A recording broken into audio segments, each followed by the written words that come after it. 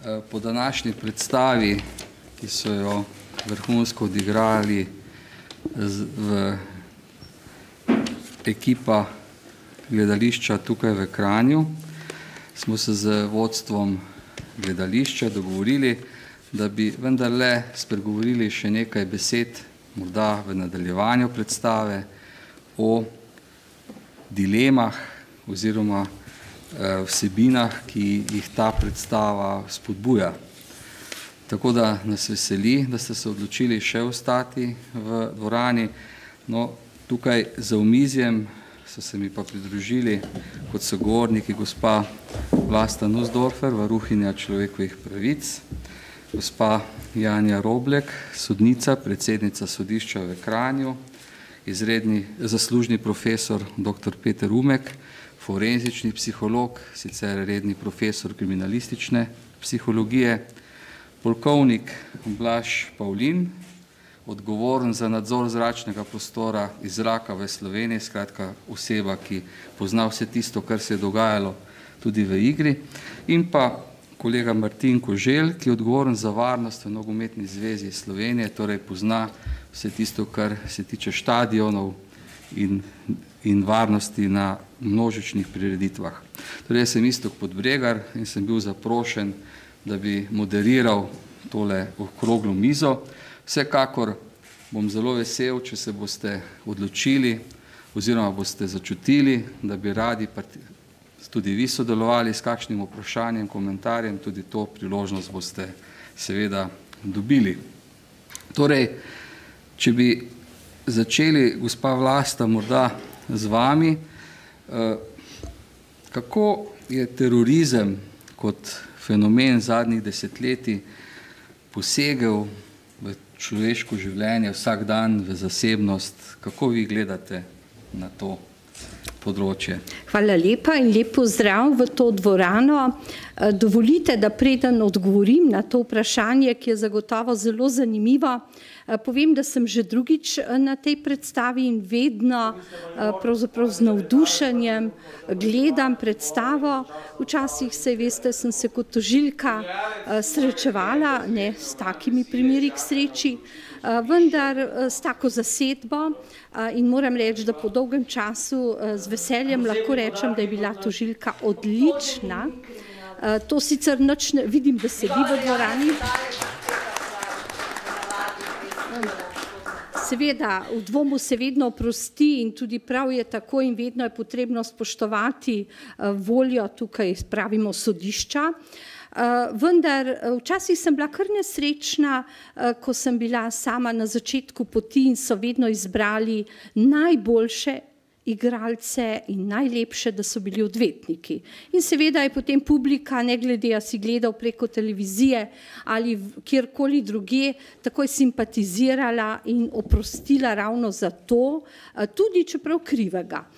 Tokrat je bila tožilka res tako odlična, da sem uživala in moram vam povedati, ker imam priliko, da je še odvetnik Čeferin, ki ga danes mislim, da ni tu, bil je na premieri, rekel, a ne, Vlasta, tožilka je bila pa krasna. Tako da moram tudi to povedati, zato ker je včasih prav, da smo tako iskreni. Poleg tega pa mi je zelo všeč, to pa bom rekla tudi kot varuhinji, da je lahko najbrž prvič, ne vem, če se je kdaj sploh to že zgodilo, tako porota v tako velikem številu zasedala in da vidijo ljudje, kako težko je razsojati. Tukaj pa zdaj malo piham na dušo svoji levi sosedi. Ko nam ljudje pišejo, mi rečejo, pišejo nam vedno, pa kako je mogoče? Sej pravica je ena in kako da se to dogaja, enkrat tako razsodijo, drugič drugače. Vidite, soditi res ni lahko. Tudi ko ste oddali listek, najbrž včasih imaš dileme, razmišljaš, ta te prepriča drugi. Zdaj pa, da preidem na vprašanje, ki sem ga dobila, zagotovo lahko rečemo, po vsem, kar se dogaja, nikoli več ne bo tako, kot je bilo. Tako mirno, tako brezskrbno. Jaz se spominjam ko se je začelo govoriti in ko so prvi tožilci odšli na kakšno izpopolnjevanje, predvsem moški v tujino, na temo terorizma, se mi je zdelo, to je seveda veliko let nazaj, kot da bi šli, ne vem, na kakšno znanstveno fantastiko, saj tega ni, saj tega nikoli ne bo, pa se je počasi začelo govoriti. Po 11. septembru pa se je v ljudi, seveda včasih bolj čez lužo, ampak tudi v Evropo že naselil strah. No in ta strah, ne bomo rekli, da ima velike, ima kar lahko realne oči, je pomenil tudi na račun varnosti, na račun svobode, dostojanstva, vse, kar je bilo danes rečenega, tudi prinašanje določenih omejitev. Včasih ljudje, pa ne zdaj o terorizmu, o vseh posegih v osebnost razmišljamo takole. Prav je, da se nadzoruje, prav je, da so povsod kamere, ampak zakaj mene snemajo? Saj jaz sem nedolžen, kaj bojo z menoj? Če se ti nič ne zgodi in si na bankomatu, rečeš, to je čisto nepotrebno.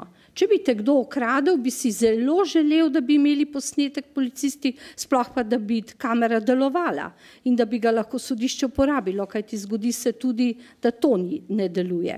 Pri varuhu torej se od resnih začetkov strahu po svetu in dogodkov srečujemo tudi zakonodajo, ki omejuje človekove pravice. Ne vem, če se spomnite, ampak ravno v letošnjem letu smo zahtevo za oceno ustavnosti želimo na Ustavnem sodišču preizkusiti zakon o policijskih pooblastilih. Ko ga poslušaš, bereš, predstavlja veliko torej stvari, ki so lahko v korist ljudi, bi rekli, za našo varnost. Veliko več nadzori tablic, brezpilotna letala, potnikov, ravno o tem, o čemer je govora, potnikov v letalih. Vendar, kje so meje, se sprašujemo, ali je prav, da se vse nadzira in kako pravzaprav izbrati, če se vseh ne nadzira, samo nevarne.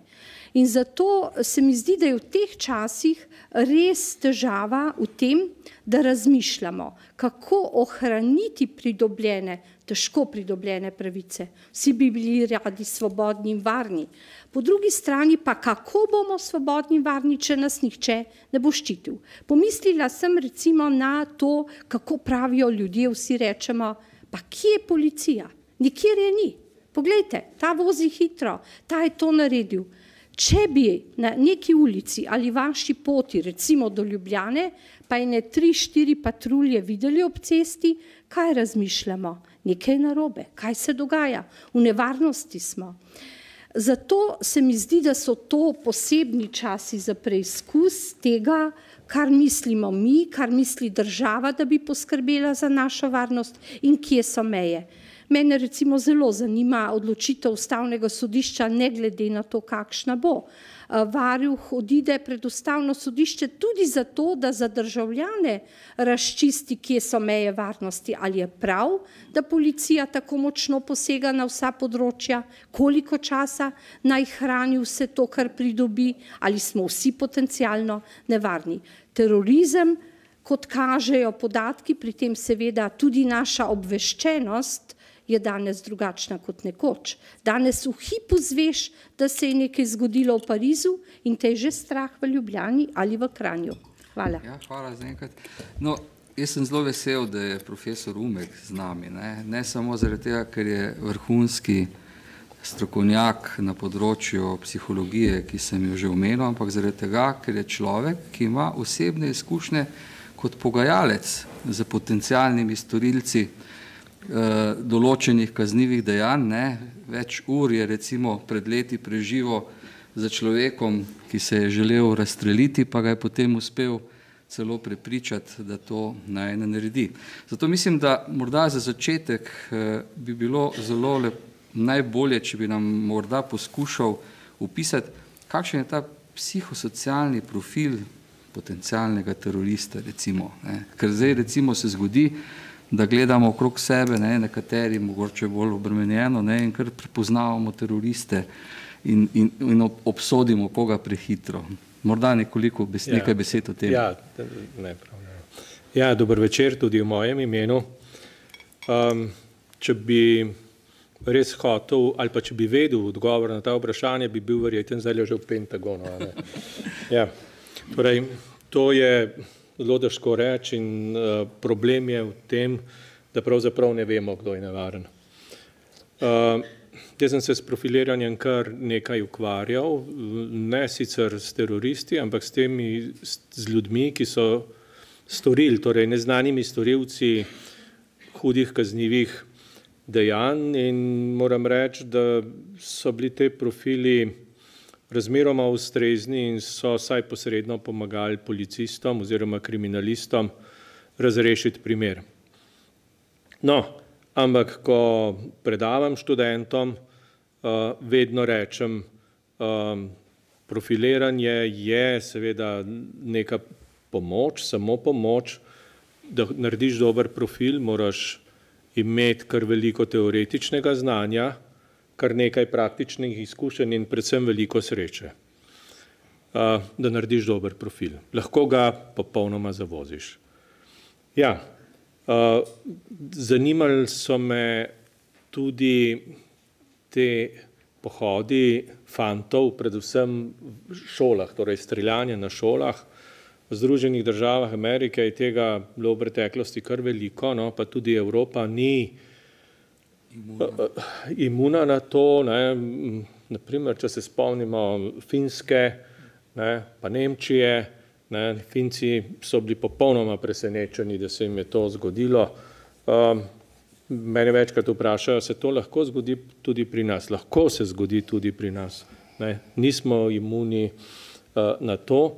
In ko so se Američani trudili, da bi naredili res kakšen ustrezen profil, so ugotovili, da pravzaprav takega profila ni, da so se ti fantje med seboj zelo različni in da pravzaprav imajo vse lastnosti, ki jih imajo na primer 18-letniki.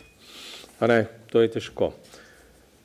Torej, kakšne osebnostne lastnosti ali pa kakšni naj bi bili teroristi. Bolj vemo, no, gotovo moram kar reči, da pravzaprav ne obstaja nek posebni profil terorista, niso psihopati, kot nekateri mislijo, niso duševno moteni, vsaj to, kar se mi predstavljamo kot duševne bolezni, so povprečni, normalni, no in nekateri celo pišejo. Najbolj taka njihova prepoznavna lastnost, da so tako normalni kot vsi drugi ljudje. Pa se potem lahko vprašamo, zakaj postanejo teroristi. Zdaj bi pa povedal neko tako moje mnenje, predvsem tisto, kar velja za teroriste v Evropi. Jaz mislim nekaj, da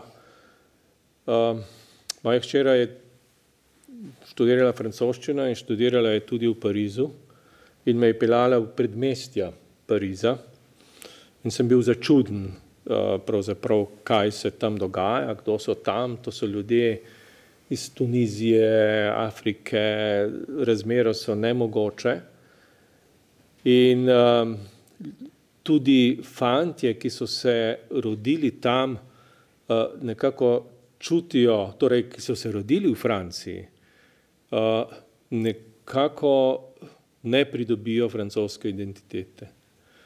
Zdi se mi, da vse premalo skrbimo, zdaj pa govorim na splošno, za ljudje, ki prihajajo drugod, iz drugih kultur, in ki jim pravzaprav ne dajemo možnosti, da bi se integrirali v našo evropsko kulturo.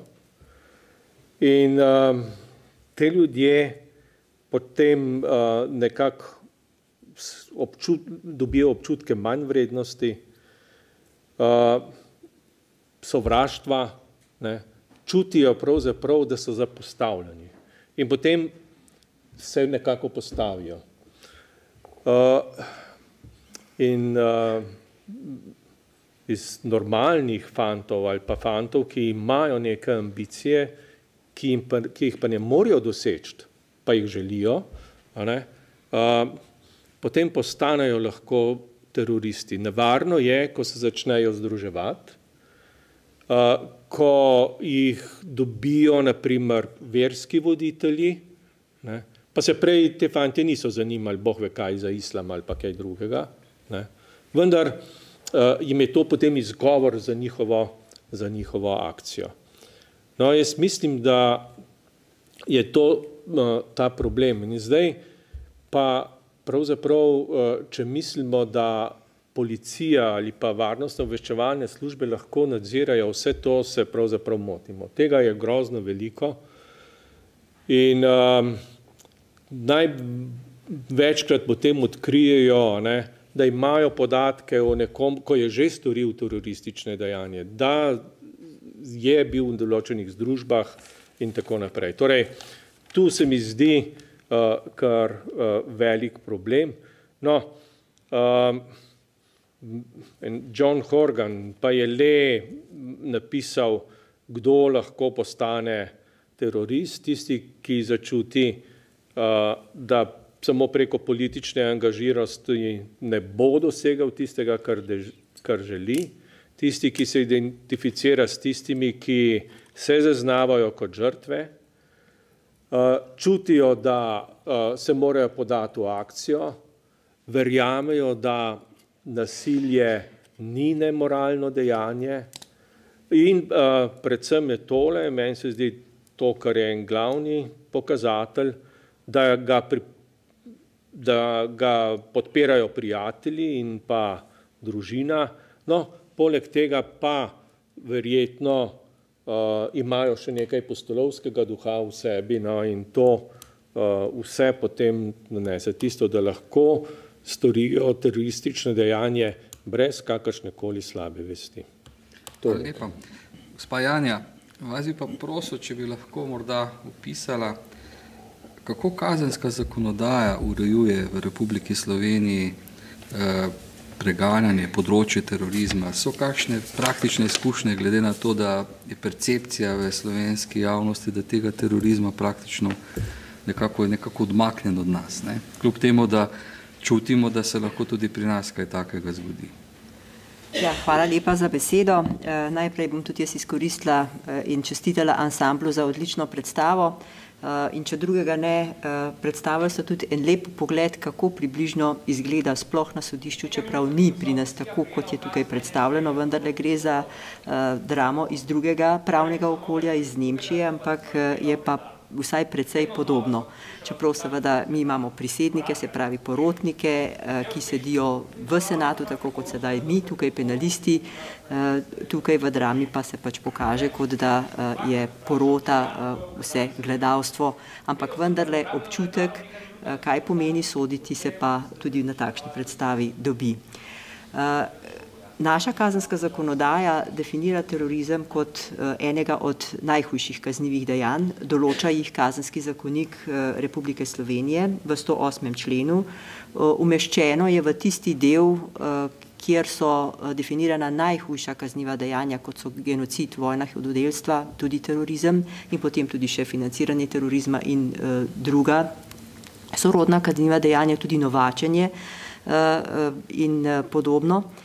Je pa seveda tako, kaznivo dejanje mora biti določeno vnaprej v zakonu in zelo natančno, ker samo tisto, kar je vnaprej z zakonom natančno določeno, je lahko potem predmet kaznivega dejanja in tudi to je lahko predmet obtožbe najprej in kasneje seveda tudi sodbe.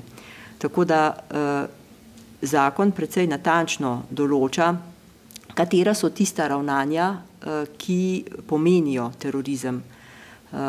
In pred seboj imam besedilo člena 108 Kazenskega zakonika Republike Slovenije, ki to določa in pravi takole: kdor z namenom, da bi uničil ali hudo ogrozil ustavne, gospodarske, socialne ali politične temelje Republike Slovenije ali druge države ali mednarodne organizacije, da bi hudo zastrašil prebivalstvo oziroma da bi prisilil vlado Republike Slovenije ali druge države ali mednarodno organizacijo, da nekaj stori ali opusti, stori ali grozi, da bo storil eno ali več naslednjih ravnanj, potem pa jih našteva. kot so naprimer, tu pa ne bom prebrala vsega, ker bi bilo predolgo, naprimer napad na življenje in telo ali na človekove pravice in svoboščine, ugrabitev ali zajetje talcev, precejšnje uničenje državnih in javnih objektov, neupravičeno poseganje v informacijski sistem, vdori v informacijski sistem in podobno dalje. Tisto, kar seveda zakon določa, so izpolnitvena ravnanja. In seveda, če je poleg izpolnitvenega ravnanja, ki mora biti izpolnjeno, mora biti seveda izpolnjen tudi drug del, torej prištevnost in pa potem tudi oblika krivde, torej naklep ali pač huda malomarnost. Vse to mora biti podano in vse to mora biti ugotovljeno in seveda sodišče lahko sodi samo na podlagi tistega, kar je zbrano v sodnem spisu, tisto, kar je bilo v drami rečeno, toliko in toliko aktov, toliko in toliko prilog in seveda sodišče in sodnik se ne more in ne sme ozirati na tisto, kaj izve iz javnosti, kaj izve iz medijev, kaj recimo njegovo lastno znanje ali kakršenkoli drugi vir orientirati, se mora izključno in samo na zbrano dokazno gradivo, ki ga ima pred seboj. Na srečo, moram reči, se naša sodišča doslej še niso v kazensko-pravnem smislu, mislim, srečala s terorizmom kot kaznivim dejanjem. Pregledala sem celotno sodno prakso in na srečo takšnega primera, da bi obravnavalo kazensko sodišče kaznivo dejanje terorizma, še nismo imeli. So se pa posredno morala sodišča, predvsem upravno sodišče, srečati z vprašanjem terorizma takrat, ko odločajo o postopkih mednarodne zaščite in pa pridobitve azila. V teh primerih pa seveda, saj v tistem delu, kjer odločajo o tem, ali je neka oseba upravičena do neke mednarodne zaščite ali pa do pridobitve azila, pa seveda tudi to, če se v tej državi, odkudar prihaja, odkudar je pobegnila, se soočajo z terorizmom. In tukaj je pa pač več mednarodnih dokumentov, več mednarodnih konvencij, ki tudi določajo, v kakšnih primerih je in seveda temeljna Evropska konvencija o človekovih pravicah, ki seveda varuje osebe in tudi nudi možnost podeljevanja azila, seveda natančneje pa o tem seveda Dublinska konvencija, ampak mogoče za začetek toliko. Hvala lepa. Polkovnik Pavlin, torej vi kot odgovorni za nadzor slovenskega zračnega prostora iz zraka. Čez Slovenijo vsak dan prileti približno 1000 civilnih potniških letal, največ iz smeri Afrike proti Evropi oziroma obratno. Pa verjetno bo za naše poslušalce tukaj in sodelujoče zanimivo, če lahko nekoliko v kratkem obrazložite, kako to poteka nad Sloveniji, nadzor zračnega prostora iz zraka. Lep pozdrav tudi v mojem imenu.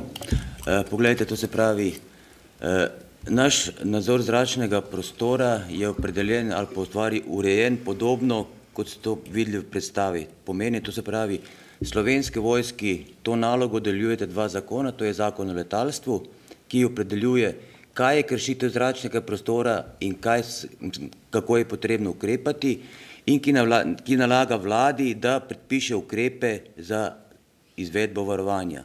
Drugi zakon, ki nam daje pristojnosti, je zakon o obrambi, ki določa, to se pravi, Slovensko vojsko kot edinega izvajalca zaščite zračnega prostora in pa, to se pravi, omogoča pripadnikom Slovenske vojske, da lahko uporabijo orožje. Na podlagi, to se pravi, teh dveh zakonov je vlada sprejela uredbo za nadzor in zaščito zračnega prostora, ki pa opredeljuje načine, postopke, na kakšen način se to izvaja.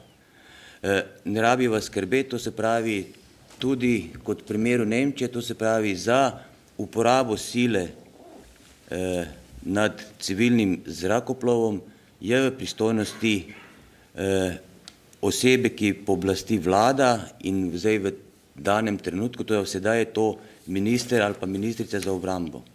Kar pomeni, odločitev sprejme civilna oseba in to se pravi ni v vojaških rokah. Potem, ko je pa ta odločitev sprejeta, se pa po vojaških kanalih, to se pravi, ta odločitev sporoči pilotu, ki to zadevo tudi izvede. Potem je pa znotraj z našimi lastnimi predpisi so pa opredeljene vse ostale podrobnosti, ki zahtevajo, to se pravi, da se vsa zadeva izvaja transparentno in pa, to se pravi, tudi na podlagi zakonov in veljavnih predpisov. Vse te predpise, to se pravi, so objavljeni v Uradnem listu Republike Slovenije, kar pomeni, so dostopni vsem državljanom, vsak si jih lahko ogleda in se tudi prepriča, da se na tak način tudi izvajajo. Hvala lepa. Gospod Martin, torej šport je brez dvoma del Slovencev in tudi uspešni smo na tem področju, radi tudi obiskujemo prireditve športne na velikih stadionih, pa morda nekaj besed o standardih. Kakšni so varnostni standardi na velikih športnih prireditvah, nogometnih, ker ste pač tudi odgovorni. Če lahko na kratko opišete to področje. Spoštovani sogovorniki, cenjena publika, dovolite mi, da najprej se zahvalim igralkam in igralcem ter ustvarjalcem te predstave za čudovito in izjemno delo. Hvala lepa. Tako da v bistvu standardi na nek način so se vzpostavljali tokom let in so bili ves čas vzpostavljeni na nekih tragedijah, ki so se ob tem ves čas dogajale. Nogomet je treba predvsem misliti in razumeti kot sociološki fenomen. Mogoče je na nek način tle v Sloveniji ta, bi rekel, nogomet kot tak ne tako dominanten, ampak ko greste po svetu, ugotovite, da obstaja samo še nogomet in nič drugega. Se pravi, vsi ostali športi na nek način, ki so v Sloveniji morda, bi rekel, izpostavljeni, jih v svetu skoraj da ne prepoznajo. In nogomet ima spet svojo specifiko in dinamiko v okviru, bi rekel, zbiranja ljudi z takim čustvenim, z močnim čustvenim nabojem. Zdaj pa osnovna, bi rekel, logika vsega je psihologija množice. Tle med nami imamo strokovnjaka z tega področja in v bistvu, ko se ljudje zberemo na kupu, bi rekel, sledimo neki nezavedni logiki, ki nas sili v anonimnost, katero sporočilo je prenosljivo in smo sugestibilni praktično za vse stvari. In zato je treba vedno, ko se zbere na kupu velika količina ljudi, razumevati neko drugo dinamiko tega. Zdaj v bistvu te standardi so se na nek način vzpostavljali dejansko ob tragedijah, kar je največja težava, ampak dejansko tako je, da se je vedno nekaj moralo zgoditi in na osnovi tega potem so se stvari spremenile na bolje. Težave in v bistvu tragedije so se dogajale ves čas, od praktično 50 let naprej. Imamo tragedije, kjer je bilo mrtvih od nekaj 10 do nekaj 100, naprimer. Imeli smo blazno veliko tragedijo leta 1964 v Peruju, kjer so bili neki izgredi na stadionu, policija je odreagirala na svoj način, odvrgla solzivec, ljudje so se umikali v neko smer, ob tem so se ljudje pritisnili ob neko oviro in je umrlo preko 300 ljudi. Potem je pa bil v bistvu, bi rekel, ključni dogodek, ki je drastično spremenil razumevanje sveta v smislu nogometnih stadionov in pa prireditev in pa standardov povezanih s tem, je bil primer Heysel, to je bil 29. maj leta 1985 in sicer to je bil finale Evropskega pokala v Belgiji, v Bruslu, stadion Heysel, kjer sta se med seboj udarila kluba Liverpool in pa Juventus. Problem je to, ker vsaka stvar ima neko ozadje. Se pravi, preteklo leto je Liverpool izigral z Romo in so jih premagali in ob tem so italijanski navijači napadali angleške navijače. In to leto so pa prišli v Belgijo igrati finale, se pravi, stadion je bil preko 50 let star, totalno, bi rekel, mimo vseh standardov, slabo vzdrževan, opeke so odpadale, velike težave so bile na tem stadionu, ampak kljub temu se je ta prireditev odvrtela na tem stadionu. Tam se je zbralo 70.000 ljudi in običajno, ko je neka prireditev, se da navijače posamezne, bi rekel, navijaške skupine oziroma neke, v tem primeru nacionalnosti za en gol in druge za drug gol. In to so dejansko naredili, vendar pa so kljub vsemu, se pravi, neorganizirane navijače italijanske dali ob angleške. In 1 uro pred tekmo je prišlo do tega, da so se začeli, se pravi, ker je bil stadion v slabem stanju, so prijeli praktično opeke in so začeli metati medsebojno metavati se z opekami.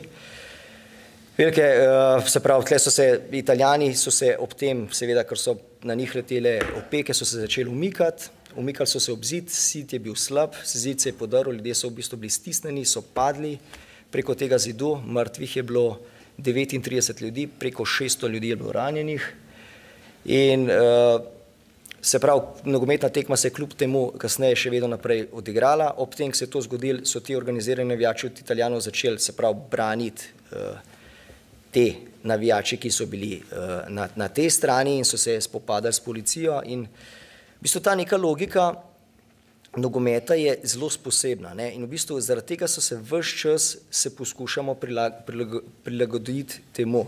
Se pravi, do velikih nesreč in tragedij lahko pride tudi zgolj in samo zaradi slabega vremena. Se pravi, v trenutku pride neka nevihta, to se je tudi zgodilo, je bilo preko 50 mrtvih, se pravi, v trenutku nevihta, ljudje se začnejo umikati, naprimer tej toči, se pomaknejo v neko smer, tam je neka barijera in so ljudje stisnjeni. In ravno zaradi tega se je ves čas prilagajalo temu in se pravi, zdaj imamo evakuacijske poti. Se pravi, vsaka nogometna prireditev, ki je ključni namen, da se pravi navijače dveh različnih skupin pripelje iz dveh različnih smeri, če je treba se jih tudi umije v smislu dostopa, do kje lahko dostopajo, potem evakuacijske poti, kot so stopnice, hodniki, morajo biti ves čas prazni, tribune niso seveda več iz lesa, kot so bile včasih, da so bile gorljive in je tam umrlo na desetine ljudi, se pravi, da so vsi elementi na stadionu so negorljivi, široki prostori, da se lahko hitro ljudje umaknejo v primeru težav. Zato, ker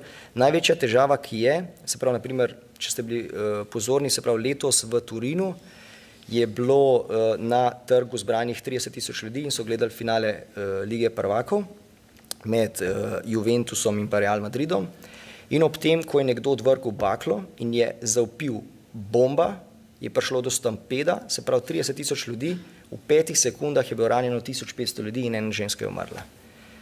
To so v bistvu nam zelo težko, bi rekel, na nek način razumljive stvari, ampak to je dejansko, to je tako grozno, se pravi, zdaj na nogometnih stadionih nikjer več ne sme biti ograj. Kar se rečemo, naj bojo za ograjo, ne vem, naprimer, kdorkoli že, neki navijači, ne smejo biti za ograjo, ker v primeru težav se bojo ljudje začeli pomikati v neko smer, tam jih bo stisnilo in bo prišlo do tragedije. Hvala lepa za pojasnila. Morda bi želel kdo izmed vas pokomentirati, postaviti kakšno vprašanje. Če ni iz publike nikogar, bi mogoče gospa Vlasta. Torej, postavlja se samo po sebi vprašanje, torej posegi v človekovo zasebnost so vse bolj kompleksni, nepregledni. Postavlja se vprašanje, kaj je recimo z samo omejevanjem posameznika za sodobnem življenju. No, kje so tiste zdaj meje, ali je to na nekem pravem nivoju, ali to gre čez tisto, kar je morda potrebno? Ja, odlično vprašanje, gospod Podbregar.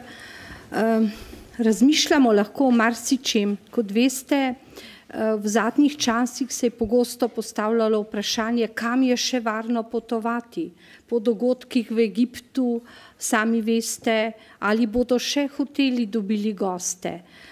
Ljudje se sprašujejo, ampak še vedno hodijo na nogometne tekme, vendar to samo omejevanje je lahko prisotno vsaj v razmišljanjih ljudi, je pa zagotovo povsem drugačen način našega razmišljanja, ko spremljamo vse dogodke v svetu. Jaz sem vmes razmišljala, če bi pred, 20 leti zagledali tam zunaj kovček, bi rekli, nekdo ga je pozabil in bi ga odnesli na recepcijo in rekli, tukaj pa je pozabil torbo ali kovček. Danes sem skoraj prepričana, da bi poklicali policijo. Kot veste, se velikokrat zgodi, da pridejo bombni tehniki, da razstrelijo sumljive kovčke, nihče se jih ne dotika. In zato je pravzaprav tudi medijski prostor, ki je poln obvestil, kaj se kje dogaja, tisti, ki nas stalno postavlja pred neke izzive, do kje, kam, kje je naša varnost. Ko se je dogajalo recimo vse to v Parizu, vem, kako nam je bilo najbrž vsem nam težko, ker smo razmišljali, kako bodo potem ljudje živeli, a bo turizem še tak, a bodo na Eiffilov stolp še hodili ljudje, a jih bo manj. kako bo recimo v drugih deželah, Tunis, Egipt, a bo sploh turizem še tam živel, ali se bodo vsi samo omejili in bodo, ne vem, v zdraviliščih, recimo v Sloveniji, naših zdraviliščih, druge, kmečki turizem. Vendar, kot vidite, tudi sam Pariz je skoraj isto noč, če ne pa naslednjo, svečkami sicer zaživel, ljudje so prihajali, teroristi so pravzaprav ravno to želeli, ne? Da bi ostali doma, da nikogar ne bi bilo in da bi se strah res zarezal v duše in kosti vsakega človeka. Zato mi je bilo to spremljanje, sočustvovanje z ljudmi res tako pomembno in zagotovo smo vsi takrat čutili eno. Vsi smo si želeli, da bi zmogli, da bi premagali ta velik strah in kar naježim se, ko se spomnim vseh teh ljudi, ki so prihajali v te lokale, ki so poklanjali vence, cvetje. Tako pravzaprav en velik preizkus tudi za nas je bil, kako se bomo samo omejili. Jaz se recimo spominjam, kako lahko drugače gledaš na letališče. Pred 2 leti, ravno takrat, ko so bili novembra ti dogodki, sem povsem mirno potovala preko Istanbula na eno službeno pot in tam sem se, spominjam, zelo slikala ljudi, so se mi zdeli tako zelo zanimivi, a ne njihovi kostumi, obleke, od kje prihajajo, tudi noben ni bil nekako mi sumljiv. Po teh dogodkih, ko sem se vračala, je bil ne samo zame, ker je bilo zelo neposredno, potem Istanbul čisto drugačen. Nekako sem gledala ljudi, vsi smo gledali drug drugega in takrat mi je padel v oči človek z 2 telefoni v rokah in takoj sem rekla, pa zakaj ima 2 telefona, a sta enaka, jih rabi, a eden kakšna naprava. Torej, čisto drugače po vsem tem tudi živiš. In zato najbrž je to res poseben čas teh preizkusov, kako se omejiš, kako razmišljaš pozitivno in tudi, da zaupaš v varnost. Recimo, zdaj ste lepo povedali, vsi ti izhodi, mene je vedno zanimalo tudi pri tej igri, v kolikih minutah bi ti stadion spraznili, a ne? Rekli ste kar dost hitro, jaz sem se pa zbala panike, ampak vedno želiš vedeti in dobro je, da veš, da si varen, da je poskrbljeno, tudi ne nazadnje za naše otroke, ki hodijo na različne, ali so to tekme, ali prihajajo različni ansambli. Če bi živeli tako, kot teroristi želijo, potem tudi doma več ne bi bilo varno, bi zatemnili vse, sedeli, mogoče tudi televizije boljš, da ne bi gledali. Torej, življenje gre naprej, je drugačno, kot je bilo nekoč, zaupati je treba, da je za varnost poskrbljeno, ne nazadnje, pa res nikoli ne veš, kaj te v življenju in kje čaka in tako, kot ste rekli, stadion se lahko podre tudi zaradi slabe izgradnje. Res pa je, da danes, ne vem kako vi razmišljate, ampak ko povedo, da je letal recimo možakar po ulici z nožem v nekem mestu, najprej rečeš, da je bil terorist in da jih je hotel pobiti. Če rečejo, terorizma ni bilo, zanikajo, ne vem, če verjameš. Mogoče te res morajo intenzivno prepričati, da je bil to nek bolnik, ki je imel samo eno žrtev in je letal, pa recimo, da rečem, za svojo ženo, ki jo je hotel ubiti. Težko sprejmeš, ne, to. Zdaj, v dramskem delu je bila prikazana ta moralna dilema 164 življenj, 70.000 življenj. Postavlja se samo po sebi vprašanje, profesor Umek, kako se psihološko človek odziva na moralne dileme? Namreč moralne dileme so v vsakdanjem življenju morda ne tako drastične, na tako ekspliciten način pokazane, kot je v tem delu. Kako pa se pravzaprav posameznik odziva na to? Ja. Če sami pomislite ali pa če pomislimo na to, kaj vse doživljamo v običajnem življenju, se kar velikokrat srečamo s takimi moralnimi dilemami, moralnimi konflikti, ki jih težko rešujejo, ki jih težko nekako rešujemo. No, kar delali so tudi eksperimente na to temo in so proučevali pravzaprav, kateri deli možgan se vključujejo pri nekaterih zadevah. No in če je moralna dilema taka, da mi pravzaprav nimamo kontakta s človekom, ki bi mu morali kaj storiti, ali pa, no, tako kot v primeru tega pilota, on ni bil v direktnem kontaktu z ljudmi in pri njem so delovali centri za logično mišljenje in to, kar je bilo pač v tem primeru, mislim, nujno storiti. Problem pa je, če imamo pred seboj človeka, ki bi mu morali vzeti življenje za to, da bi rešili druge ljudi, tu pa se vključujejo centre za čustvovanje, amigdala, naprimer, in potem je velik problem, kako stvari narediti. Torej, ljudje se težko odločamo in kakorkoli se odločamo, vemo, da je v nekem smislu narobe, ne, prevladuje potem neka žalost, obžalovanje, občasih tudi občutki krivde, ne, in potem nekako je s tem treba živeti. Ja, na srečo imamo zdaj kar nekaj usposobljenih psihologov, vsaj v Sloveniji, terapevtov, ki nam pomagajo.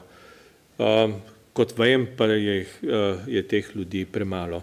Mogoče še na to, kar je gospa Nussdorferja govorila, mene večkrat pokličejo, da komentiram te tudi teroristične napade in imel sem tudi priliko govoriti našim veleposlanikom na to, kako se spremeni življenje in dejansko se življenje spremeni, ljudje postanemo vedno bolj čuječi, kar naenkrat vedno bolj odzivni, ne, kar je slabo, kar je pa slabo za naše duševno zdravje. Če kar naprej nekaj gledaš in pričakuješ, da se bo nekaj zgodilo, to prav gotovo ni dobro. A ne? Nekateri ravnajo celo tako, da nič več ne gledajo televizije, ne, ker če odpreš televizor, ne, imaš terorizem v dnevni sobi, ne, in potem je lahko kar velik problem. Hvala lepa.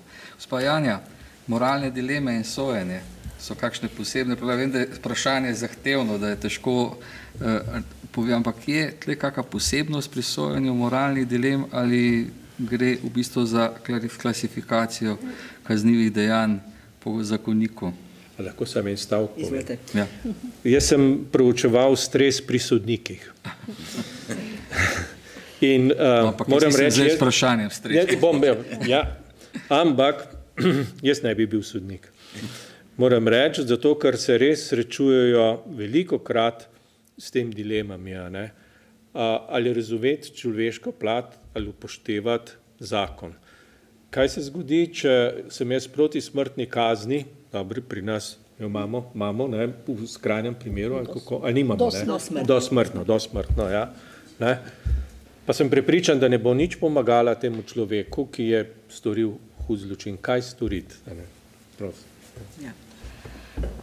Ja, res je, ne? Tudi sodniki smo samo ljudje, z vsemi dvomi, z svojimi prepričanji, z čustvi, z družinami, kakorkoli že, z krogom prijateljev in zagotovo je vsak sodnik osebnost za sebe, ne? In to svojo osebnost pač prineseš in s to osebnostjo živiš tudi, ko se odločiš o kateremkoli primeru, ki ga imaš pred seboj.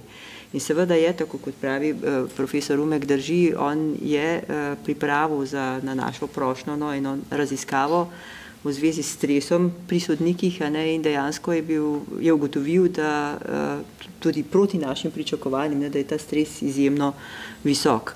Ker ne malokrat se zgodi, ne, da dobiš zadevo, ki enostavno je v nasprotju s tvojimi vrednotami, s tvojimi prepričanji, in seveda, ko sodiš, pa moraš to odmisliti. Ne? In ves čas smo nekako pred temi vprašanji, pred dilemo tega neprestanega samospraševanja, ali dejansko smo sposobni eliminirati to vplive teh naših prepričanj, predsodkov, našega svetovnega nazora, ne vem, vplivov, ki prihajajo iz okolja in se dejansko osredotočiti samo na tisto, za kar smo poklicani in za kar smo, torej funkcijo, ki jo izvršujemo, to je sojenje v konkretni zadevi.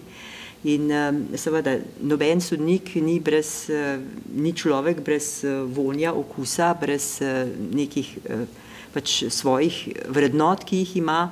In nemalokrat se zgodi, da je zadeva zelo zapletena in seveda tudi v skrajnem primeru smo imeli tudi že primer, ko se je sodnica želela izločiti iz obravnavanja zato, ker je pač preprosto ugotovila, da je ta oreh pretrd za njo, da enostavno se ne more fokusirati samo na odločanje v zadevi, ker enostavno je imela nek zelo podoben primer v družini in ta jo preveč obremenjeval in dejansko ni zdržala, psihološko ne.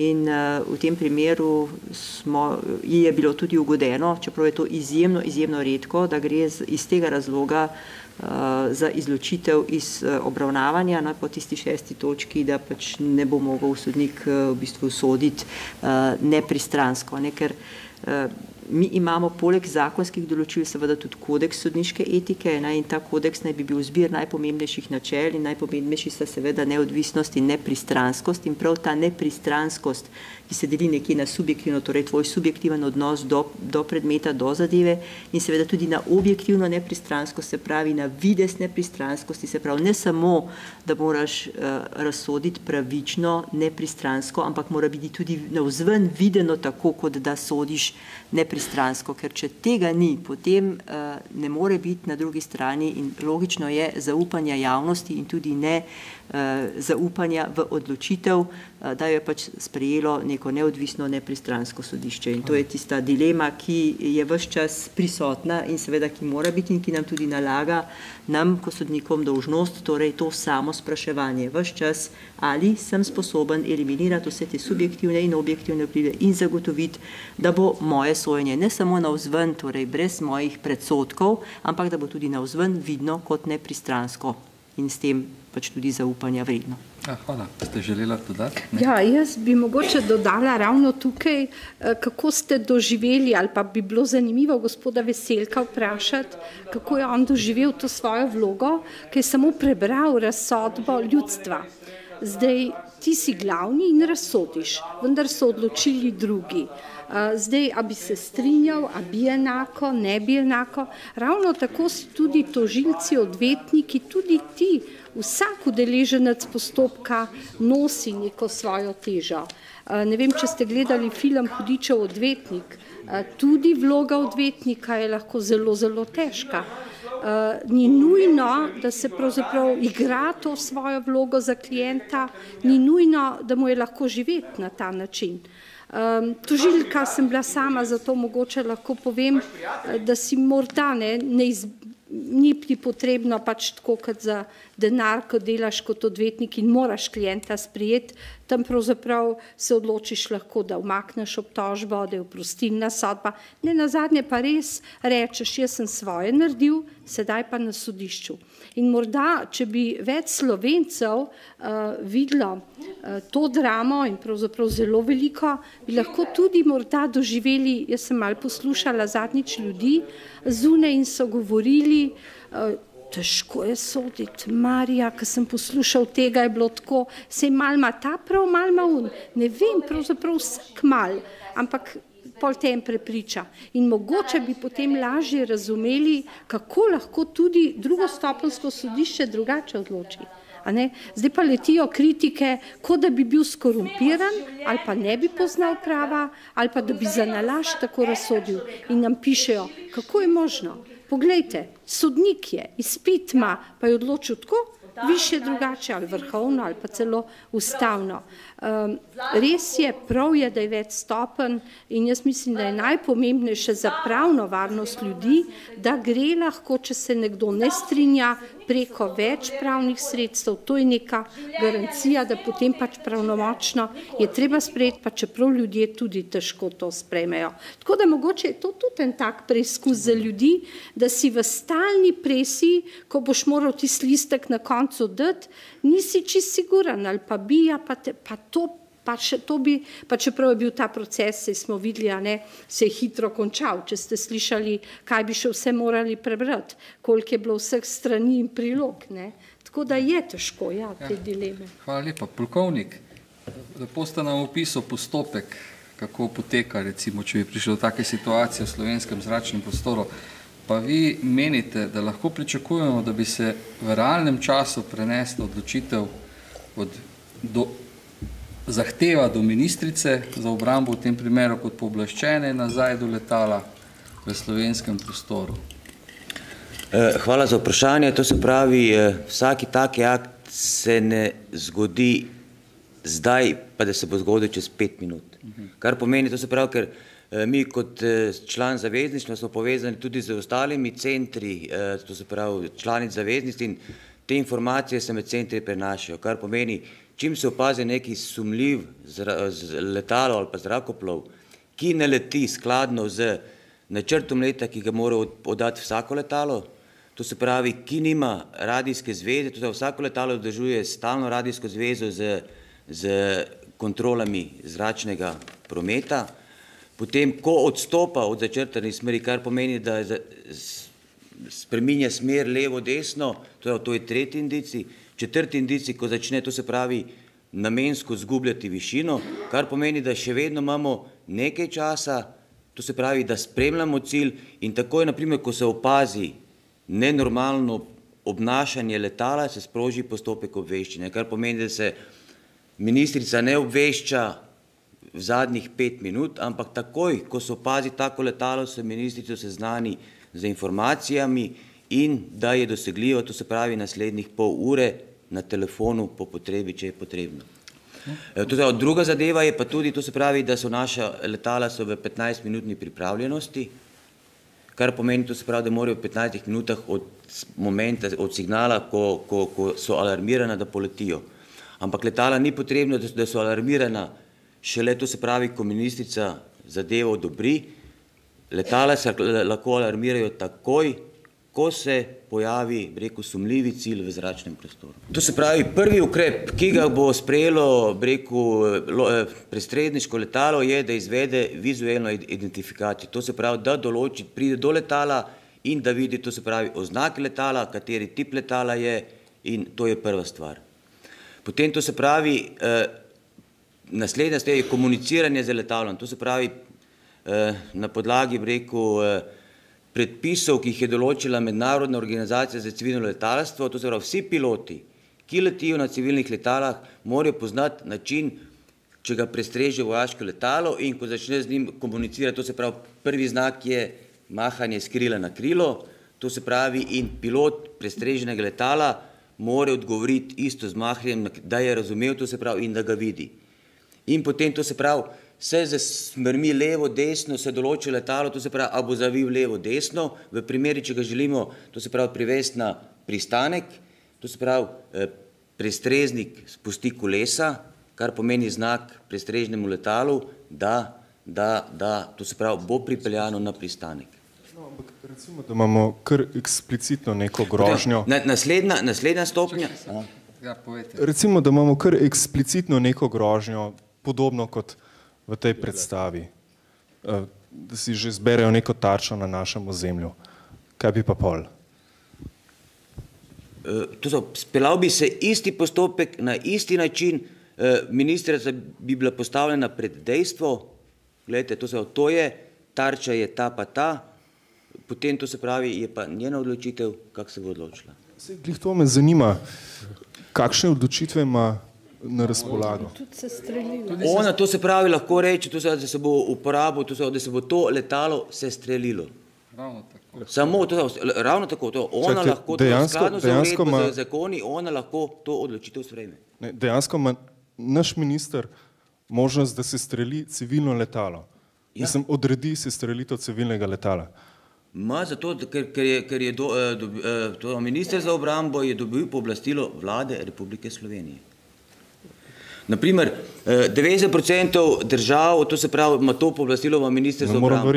Konkretno, naprimer, na Nizozemskem ima to pooblastilo minister za pravosodje. Zato, ker verjetno vejo, če se bo to zgodilo, bo imeli 140 civilnih tožb in bo potem to že v njegovem resorju, tako da bo te zadeve reševal. Vedno je v vsaki državi je določena oseba, ki ima to pristojnost. Se to razumem, ampak preseneča me, da sploh obstaja legalno ta možnost, da se sestreli civilno letalo, ki pač pikira dol nekam. Ste hotel še nekaj vprašati? Ja, dober večer. Mene pa zanima, kako komentirate ta del predstave, ki je mene osebno tudi najbolj zmotil, da ta služba za nadzor zračnega prometa, da ni reagirala v smislu, da niso začeli postopka izpraznitve stadiona. Dajte nas malo pomiriti, če poznate te postopke po Evropi in po Sloveniji, da se ne bi meni se to zdi blazno velika neodgovornost, ker tukaj ne bi nič škodovalo, da bi se stadion v vsakem primeru spraznil. Hvala lepa, ker ste postavili vprašanje, ki se ga želel kolegu Martinu postaviti, ali smo že kdaj izpraznili stadion v 15 minutah, tako kot je v Drami, oziroma ali ga lahko spraznimo? Hvala za zanimivo vprašanje. Se pravi, ko govorimo o izpraznitvi stadiona, predstavljate se, 70 000 ljudi na Allianz Arena v Nemčiji, seveda je to možno, ampak moramo razumeti pogoje, pod katerimi se ta stadion sprazne. Se pravi, ta stadion je spraznjen v 15 minutah, ko je konec tekme in se vse normalno konča in grejo vsi, mirni z tega stadiona domov. Zdaj, v smislu graditve novih stadionov pa infrastrukture povezane s tem, je osnovno pravilo, da vsa vrata, ki vodijo ven iz stadiona, morajo biti narejena tako, da se lahko odprejo brez kakršnih, se pravi, nobena vrata na stadionu ne smejo biti zaklenjena. To je osnovno pravilo. Se pravi, noter je lahko tako narejen, da noter ne moš vstopati, ven pa morajo imeti vsi te emergency exit. Tako da, ampak problem je tukaj v bistvu potem, če gremo iz teoretičnih okvirjev, bi rekel, praktične stvari. Praktične stvari pa so, naprimer, naslednje. Če poskušamo razumeti to predstavo, se pravi, avion leti proti stadionu, tam je pa 70 000 ljudi na stadionu. Zdaj, pomembna bi bila pot obveščanja, se pravi, koga bi obvestili, koga bi, ne vem, tisti trenutek dobil na telefon, se pravi, ko bi ta bil, bi mogel imeti povezavo do, bi rekel, speakerja, se pravi, napovedovalca. Napovedovalc bi mogel biti pripravljen v nekem smislu, da bi podal to sporočilo in da bi ljudi usmeril naprej. Ob tem, ko bi to naredil, bi po vsej verjetnosti prišlo do neke velike panike. Zdaj, kot sem prej rekel, vsi stadioni so zgrajeni zdaj tako, da imajo, bi rekel, take široke, tekoče evakuacijske poti. Ampak, ko pride do nekih težav, se ljudje običajno ne premikamo kot voda, ampak pride do različnih stvari. Naprimer, jaz sem videl, ko je neka panika, se zgodi, da je nekdo pozabil, ne vem, torbico na sedežu, pa se proba spet vrniti nazaj na sedež. Nekdo je pozabil svojca, prijatelja, otroka, nekdo je pozabil, ne vem, mobitel, pa se poskuša vračati nazaj. Se pravi, in potem eni silijo nazaj, drugi se premikajo ven, ob tem nekateri lahko tudi padejo, se poškodujejo, jih ljudje pohodijo. Ključna stvar se mi zdi to, dejansko se pravi so te vrata evakuacijske poti in pa, da ni nikjer več nikakršnih ograj, ki bi lahko preprečile, da bi ljudje prosto šli preko njih. Torej, standard je, da bi to dejansko se v 15 minutah lahko izpraznilo. Načeloma bi se lahko, načeloma bi se lahko. Če dovolite samo še ena stvar, se pravi, zdaj, bi rekel, standardi na tem področju so res, bi rekel, zelo visoki. Naprimer, zdaj, v prihajajočem letu, v začetku leta, se pravi, Nogometna zveza Slovenije s pomočjo UEFA organizira Evropsko prvenstvo v futsalu, se pravi v Stožicah. 10 000 ljudi potencialno je lahko na posamezni tekmi. Se pravi, mi ves čas peljemo vse protokole v smislu tega, da poskušamo razumeti, kako se bo obnašalo in delovalo 10 000 ljudi. In tudi vse te, se pravi, podatki, naprimer za Nemčijo, so podatki, ko govorimo o kontroliranih, bi rekel, okvirih. Tudi, ko so oni to testirali, testirajo posamezne sektorje, v smislu, bi rekel, tam testnih ljudi, ko jim rečejo, zdaj je to test, vi pa je čim pred ven in kjerkoli že mi smo na nekem testu, se seveda obnašamo drugače kot v realnosti. Tako da ta podatek ob realnem, bi rekel, dogodku bi bil mogoče lahko drugačen. Ne bom rekel, da da je drugačen, ampak lahko bi bil drugačen. No. Jaz bi se še navezal na vprašanje tega gospoda tukaj in sicer, da se predstavim, Peter. Meni se zdi, da je se dejansko ta komandna linija, ne vem, če sem ta pravi izraz uporabil, je se obnašala strahopetno, ker je tudi sama priča izjavila, molče med vrsticami, da bi tudi ona streljala, če bi bila v taki situaciji. Tako sem jaz sklepal tekst.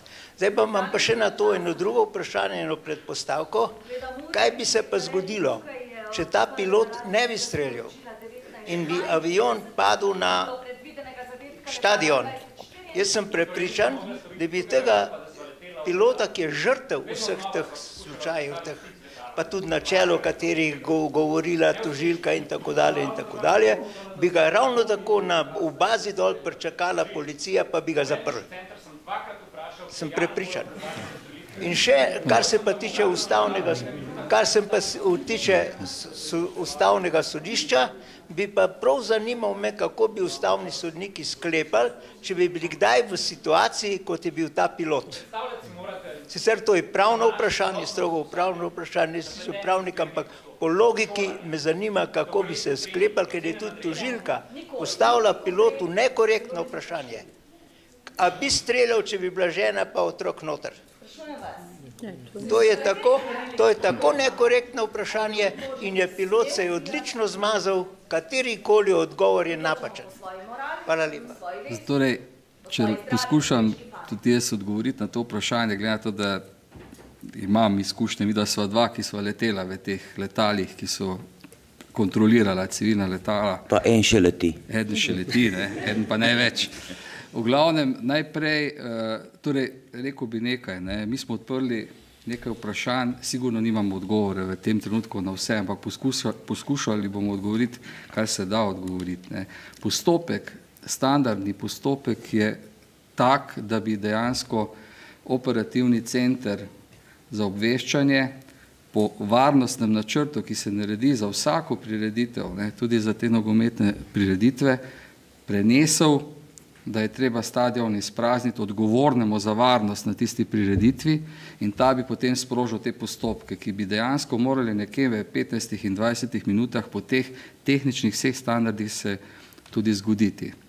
Zdaj, treba je vedeti, kot rečeno, ne, že nekajkrat je bilo rečeno, vse posod so ljudje. Ne. Mi imamo ponavadi vse tehnično dobro pripravljeno, ljudje smo pa ljudje in tu lahko pride do različnih takšnih in drugačnih zatajitev.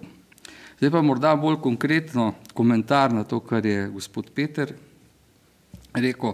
Nekajkrat, saj jaz in tudi Blaž sva se znašla v situacijah, torej hvala Bogu nikoli, da bi morala se streljiti letalo, ne, ampak v teh kontrolnih postopkih v zraku. Ne.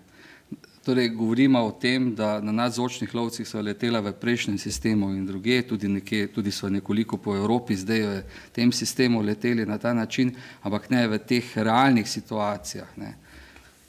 Nažalost, saj moja izkušnja je taka nekajkrat bila, da takrat, ko je prišlo do nekoliko lažjih situacij kot tle, ko je bilo treba se streljiti, se je vedno zgodilo, ali neka radijska zveza ni delala, ali neka tišina nastala in je dejansko pilot bil točno v taki situaciji, kot se je ta junak tega dramskega dela znašel. Ne. Tako da to so kar ene take realne situacije. Zdaj pa okrog te sestrelitve, otrok pa žena, ne, sem tudi to vprašanje dobil od naše tožilke gledališke. Torej, jaz sem nedvomno povedal, če bi prišlo do take zatajitve, kot je prišlo tle, da se stadion ni izprazno, da pride do situacije po tehnični plati piloti, točno vemo, kdaj je tista zadnja točka, ko to letalo nedvomno ne bo skrenilo nikamor drugam. Torej, gre na 70 000 gledalcev, v taki točki bi ne glede na to, da bi bila notri moja družina, jaz streljal na to letalo. Ne. Je zelo hudo, jaz ne vem, kaj bi se potem z mano dogajalo. Potem to bi verjetno bil v tretmanu pri kolegih, ampak mislim, da bi skupjo kala. Ne bi nikakor naredil tega, kar bi imel vso možnost, da bi obrnil letalo in odletel nekam, brez da bi kaj ukrepal. To je moje pojasnilo tega, kar sem že odgovarjal, zdaj morda tudi v širši množici. Ne vem, kako bi Blaž reagiral. Čisto enako. Ampak, ko ti nedvomno vidiš, da to letalo ne bo skrenilo nikamor drugam, da nima druge možnosti, kot da pade na tistih 70.000, mislim, da je to nažalost ena od stvari, ki jih je treba narediti. No. Lahko samo še nekaj povem. No, se potem, ne, če je tako blizu stadion, potem ni nobene dileme, kar je bilo tudi rečeno, da bi tudi teh 164 potnikov umrlo. Ne. Potem bi bilo pač ne 70, najbrž 1000 žrtev, ampak pač toliko in toliko žrtev na stadionu in tudi sami potniki v letalu. Je pa res, da nam odpira ta drama še kakšno dilemo. Ne? Recimo meni, morda je to zelo neprimerno vprašanje, ampak a niso rekli, da so sedaj taka vrata v pilotsko kabino, da ne moreš tako varnostno zaprta niti not priti. Tako da, če bi na to potem ne vem, kako bi se tisti terorist sploh znašel, mogoče, a veste, to je fantazija. Not je in taka je igra, nimamo kaj. Ampak upamo, ne, da ne morejo niti not po novem priti. Druga stvar, zagotovo odpre sama drama cel kup problemov. Tudi to vprašanje, jaz sem ga zelo zanimivo je bilo postavljeno, kaj bi naredili, če bi bila vaša žena. Res je, pričakovali bi najbrž to, ampak se je izognil, ker je rekel, ne vem, ne bom odgovoril, težko. Torej je najbrž tudi v to smer razmišljal. Ne? Samo je težko izreči, ne? Ker ti je težko sploh reči kaj takega, ja, tudi če bi bila moja družina. Potem pa še ena taka dilema, ki je mogoče res malenkostna, da bi analiziral tisto pot in potem srčno upal, da bi tik preden bi prišli pa tisti potniki le udarili v letalo, ker je tisti SMS, kad prihajamo. Ne? Torej, fantastična je drama, ker ima cel kup dilem, cel kup vprašanj, postavlja pred nas težko odgovornost, ne, tudi. Seveda, če bi se to zgodilo in imate ustavno odločbo tako, ukazan je bilo, gospod Peter ne bi bil obsojen, ta gospod, ker bi se s tem zmazal, čeprav moralno bi pa nosil največjo krivdo na svetu. Tako, to s tem ne bi mogel preživeti najbrž. Glede, sej sem lahko potrdim, da po dogodkih 11. septembra so in letalske kompanije se zelo poostrile ukrepe, kako to se pravi glede varnosti letala, kar pomeni, da so zdaj vrata v letala se lahko odprejo samo iz notranje strani, pomeni, to se pravi pa tudi verjetno jih ne odpirajo za vsakega, ne. Imajo telefonske povezave. Kot drugo, to se pravi, je pa tudi na letališčih, bi rekel, kar mene, kdo spotujem, zelo moti, ne, ampak so zelo poostrili te varnostne ukrepe in zdaj v stvari moraš priti na letališče uro pa pol pa 2 ure prej, kot pa prej, ko smo hodili pol ure prej, si šel na avion. Ampak to so pač zadeve, ki so dejanske, ki so realne in se pač ljudje morajo s tem sprijazniti. Ja. Jaz imam pa vprašanje za gospod sodnico. Odvetnika. Mene zanima, odvetnik sodnico vpraša. Kako vi gledate oziroma kako bi vi razsodili v tem primeru, ki smo ga danes gledali. Ne? Mislim, ker mene pač, jaz sem šel skozi vse faze, kriv, ni kriv in tako naprej, dvakrat se obrnil in tako naprej. Pravno gledano si predstavljam, da človek je kriv. Zdaj, kakšna bi bila pa druga odločitev, če ne gledamo zgolj po pravu, oziroma, če bi vi bili v tej situaciji, po čem bi odločili?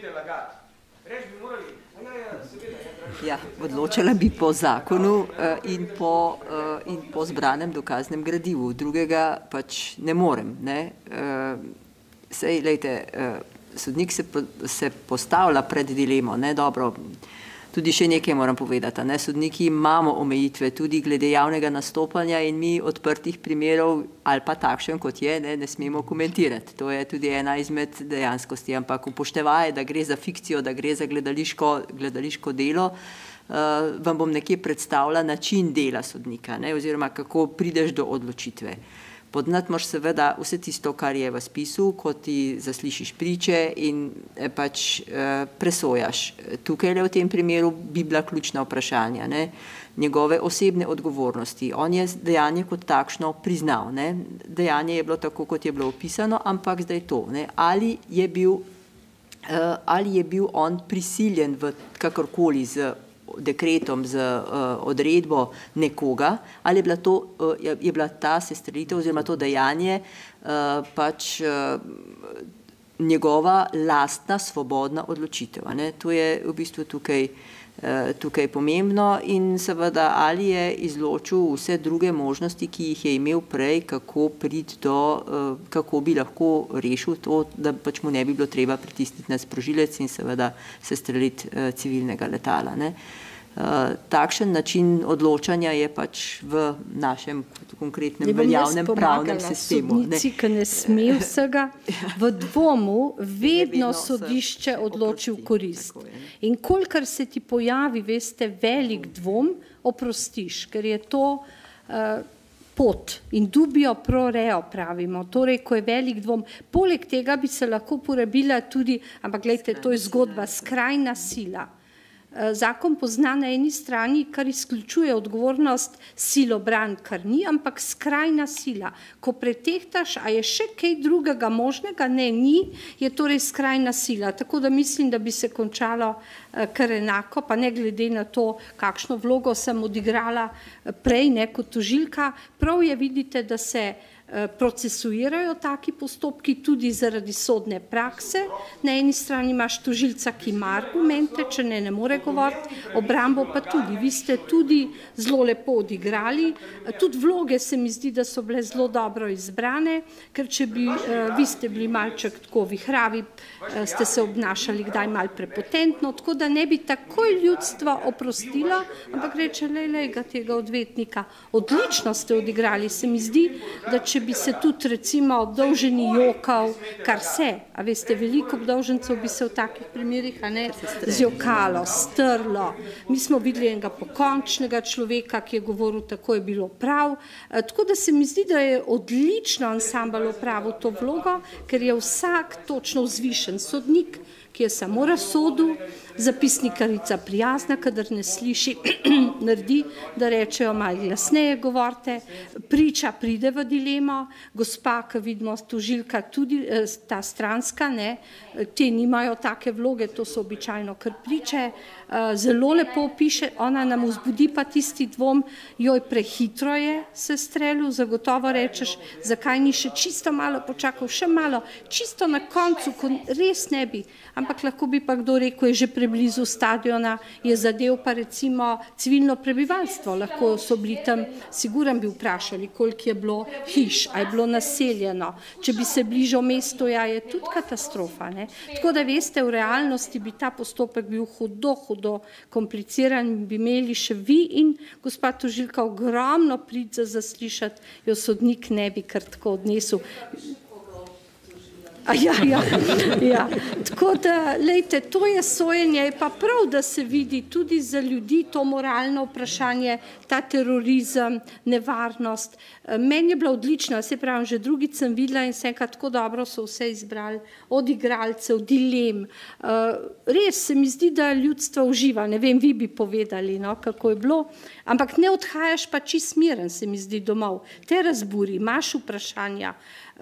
Mene so recimo, ko sem prvič prišla, mi vsi pisali mesiča, kako so se odločili, ne? Tako da pa so se eni vdahnili, eni pravi, a kar oproščen, tako ne, zelo smo različni. Ne? Ja ne, ker kljub temu, mislim, na koncu koncev se ne spoštuje odločitev ustavnega sodišča. Ja, pa se ustavno sodišče, poglejte, pa zdaj nad slabega, jaz vedno rečem, ustavno sodišče za nas, kakor odloči, spoštujemo. Vendar, jaz sem rekla ravno včeraj, ki je ob dnevu človekovih pravic predsednici ustavnega, nad vami je samo še modro slovensko nebo. Ja je rekla, evropsko je pa nad evropskim sodiščem. Veste, vsi smo zmotljivi, tudi ustavno odloči kdaj 4-5, niso čisto soglasni. Tako da, tako je lepo rekel, ustavno je pač tako odločilo, eno prvostopensko bi drugače. S tem se je zelo pokazalo, kako ljudje razmišljamo, koliko je pravzaprav dilem in ene 100% pravičnosti za vse vrstni. Zagotovo vsi nismo bili enotni, vsi bi še imeli kakšno dilemo in to je najbrž prav tudi. A veste, da marsikdo celo sprejme raj obsodbo, ker jo lažje nosi, pa je potem recimo pomiloščen. Jaz se spominjam enega primera res 30 let nazaj, ki je brez imena, ampak res težka zgodba, ko je nek oče s svojim otrokom skočil skozi okno, ampak ne zato, ker bi želel ubiti otroka in sebe, čeprav ta možnost je bila skoraj 100%, pa nista mrtva bila, zato je prišel pred sodišče, delal je kot razširjen samomor, no in v bistvu je želel kaznovati tudi ženo, da ji vzame otroka, majhnega otroka. Srečno sta preživela, ampak pozneje in je bil celo oproščen, ker je bila tako grozna dilema. Na drugi stopnji so ure in ure razsojali, a je to prav ali ni. On je pravzaprav tega otroka kot del sebe jemal in potem je sam sebi sodil čez nekaj časa, ker ni mogel prenesti tega bremena, čeprav ga je nekdo prostil. Zato včasih ljudje celo pričakujejo za tako stvar, lažje nosijo breme obsodbe, pa da so ali pomiloščeni ali je nižja kazen. Se upošteva recimo psihično stanje, se je lahko, tukaj ne bilo treba psihiatra, ampak včasih ga je treba. Veste, in potem vse to presodiš in ugotoviš, da lažje to prenese, ker ve, da in se čuti odgovornega. To so težke zgodbe, zato vedno pravim, da ljudje včasih zelo z lahkoto gledajo na sodnike, tožilce, odvetnike, prav služba kot služba. Nosiš jo domov, noč in dan, jaz verjamem, da sodniki preden razsodijo tisti dan, kakoš pa spal, ker ne veš, kaj bi do konca. Kolikrat sem stala v razpravni dvorani, pa nisem vedela, a bo obsojen ali bo oproščen, pa je šlo za 10 ali 30 let celo enkrat. Nisem vedela, je bil že oproščen, pa je bil pol, sta bila 2 obsojena na tako visoko kazen, bi rekel, tukaj pa že morate vedeti. Ne veš, kako se bodo odločili, so hude dileme, tako da ni tako enostavno, kot si ljudje včasih res predstavljajo. Ja, spoštovani, najlepša hvala za vaše vsebinske odgovore. Še enkrat najlepša hvala Prešernovemu gledališču za to predstavo Teror, ki odpira te dileme, posebej moralne dileme. In seveda vam, spoštovani, da ste po predstavi še ostali z nami in smo imeli to razpravo. Hvala lepa.